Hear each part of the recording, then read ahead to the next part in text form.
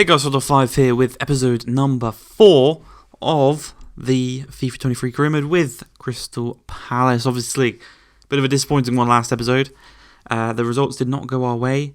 The way we played was quite poor, and in the end, it kind of showed on the pitch. I think we had two losses and a draw, so not the best. But we do come into this one. This was recorded before I decided to change the formation, but we do go 1-0 to the good against Southampton, a team, they're kind of around us in the table, and they're going to be one of those teams come the end of the season who could be fighting. They're a similar boat to us. They could be fighting for relegation, they could be fighting for the top half. That's the kind of team they are. It depends what kind of Southampton shows up on the day. But you can see we went 1-0 up through Edouard in the 7th minute. But Southampton are creating a lot of chances. But we get away really nicely here as Olise finds Zaha down this left-hand side. Big Edouard in the middle. He's going to cut inside past his man.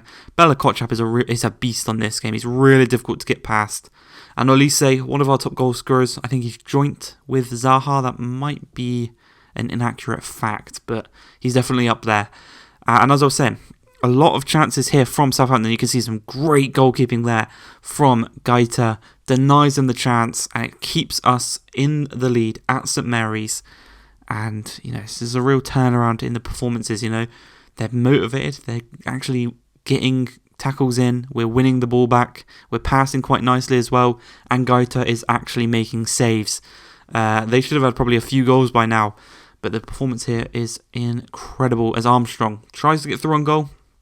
Really good from both Wan-Bissaka and Anderson. Just not allowing him to do anything. He eventually gets it back to Elyounoussi.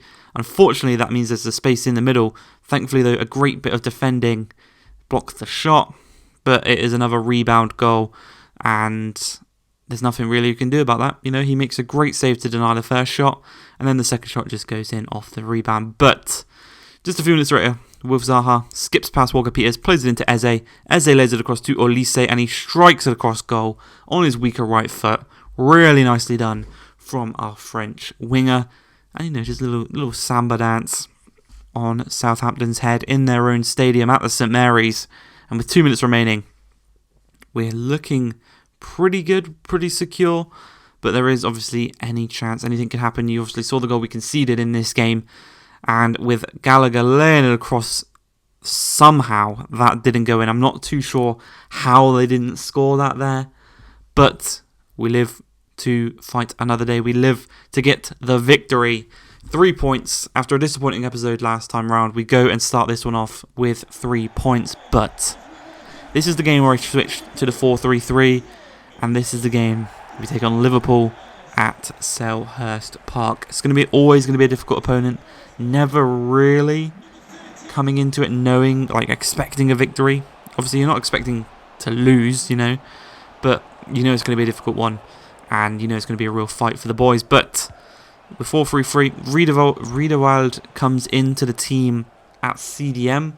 Edouard drops out of the team, so we have Olise on the right, Eze on the left, Zaha up top, Doucouré and Loftus-Cheek as the two centre mids, Riedewald as CDM, and we're 1-0 down. It's Liverpool. It's Mo Salah. Finishing is incredible from every single member in this team, basically. Luis Diaz is going to be difficult. Darwin is going to be difficult because he seems to be really overpowered on this year's game. Salah, even on the bench, they got Jota.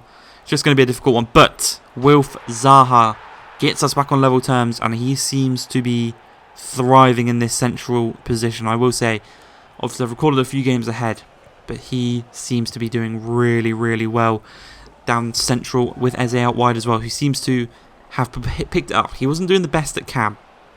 He wasn't the best in central attacking midfield. But we move out to the left, I think he is going to be a lot better. But you can see there, get to half-time, 1-1. There's a real chance, It's Selhurst Park, we're at home. We could steal something in this game. Not when Mitchell gives the ball away to Salah. He finds Thiago. Thiago finds Nunez. Nunez finds Diaz. And Diaz finds the back of the net 2 minutes into the second half when we had kickoff. Basically this whole second half, Jurgen must have said something in halftime. Maybe he gave them all an extra puff on their inhaler. because they came out and they were different in this second half. Thiago on the ball, he's just so difficult to get the ball off of. Nunez finds their new signing Lamar. Lamar finds Diaz. Diaz back to Lamar. Back to Diaz. The passing's too quick. We can't keep up. Diaz puts it in the back of the net. 70 minutes in. We're 3-1 down. And that's game over at that point, really. We kind of knew, yeah, we're not getting anything from this one. So we gave the ball away. You know, that's the only thing you really do when you're 3-1 down, knowing you're not going to get a victory. You throw the ball away and you let him score again, you know. Just to make it a bit more embarrassing on yourself, to make the goal difference a little bit more, a little bit worse in the season. But yeah, 4-1, final score. Jurgen and Vieira shake hands. I think we put up a really, really good fight in the first half. But like I said, the second half, Liverpool just came out different, you know, built different. And the annoying thing is, we're going to play Liverpool in this second game, in back-to-back games, similar to how we played Fulham in the Prem, then in the Cup. We're doing the same with Liverpool, this time though at Anfield.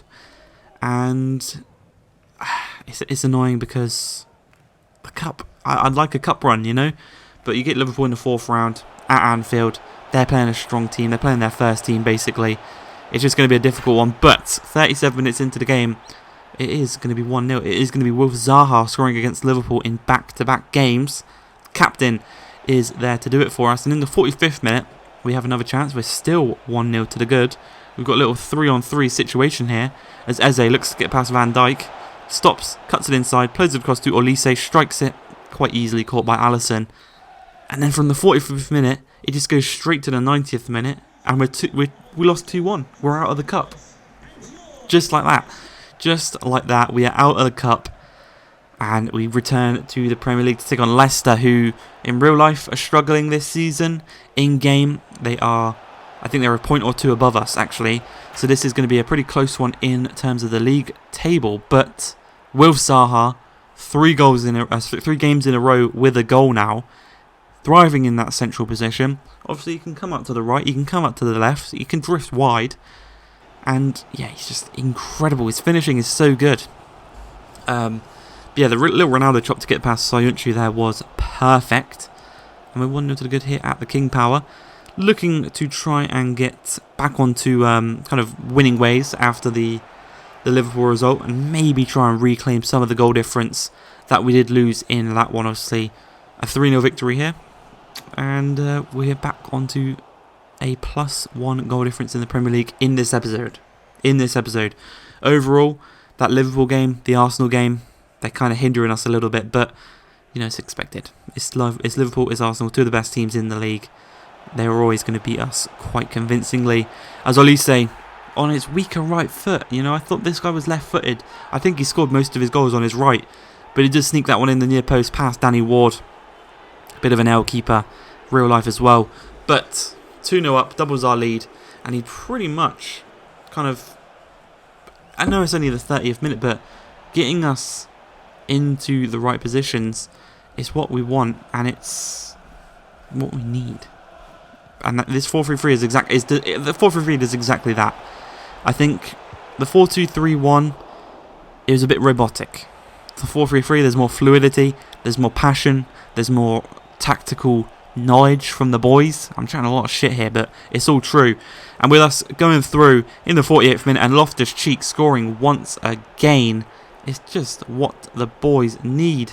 It's what the boys ordered. And we're going to go forward. You know, a victory in the league against Palace. Over the top ball. And Ayu's a bit, he's one of those players, he scored in back-to-back games in the previous episode, and then he just got instantly dropped for Edouard, and we changed formation. Now Edouard's been dropped even though he's scored.